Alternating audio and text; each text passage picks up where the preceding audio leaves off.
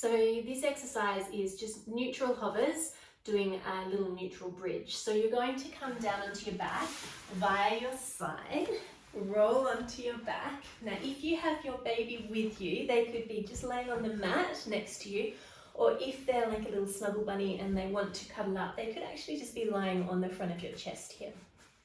Let's have your feet hip width and parallel. You could have your hands down by your sides, or if your baby's on your chest, then I would hold them. So you're going to inhale to prepare. As you exhale, I want you to regather through a little bit of that deep core hugging in, and then press your heels down into the mat and see if you can pull those thigh bones as deep to the midline as you're able to. And then just lift your pelvis off the mat about 1 centimetre. So not very high, you can see my hands can just get underneath my bottom there. We're going to hold still here for about 3 breaths. So when I say still, the pelvis is remaining still, but we'll be moving in that we're breathing into our body. So as we breathe in, that core expands, not because it pushes out or pooches out, just because it expands as the breath goes in. And then as you breathe out, that core deepens, contracts, and narrows in. Okay, we're going to stay here for 2 more breaths. Inhaling here.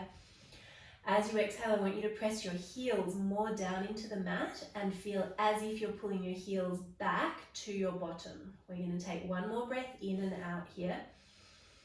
As you exhale, I want you to feel as if you're pulling your thigh bones as deep to the midline as you possibly can, feeling those glutes wrap in underneath your pelvis.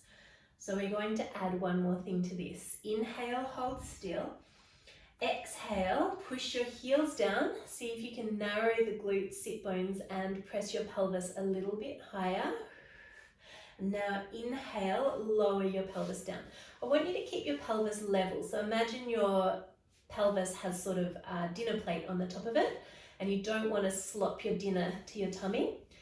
You want to keep the dinner plate fairly level, so you're just going a little bit up and a little down. You're not going maximum up or maximum down. You exhale, squeeze the glutes to propel yourself up. Inhale, keep those glutes working to lower down. Let's take 5. Keep pushing your heels down. Keep pulling your heels and your hips as if together. 3 more.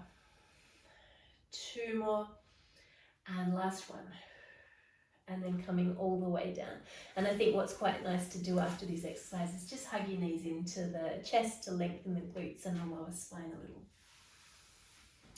Okay, so hopefully you were able to feel those glutes connecting and holding and feeling like they're really activating as we stayed still. And then as you started to move your pelvis up, the glutes needed to shorten and work.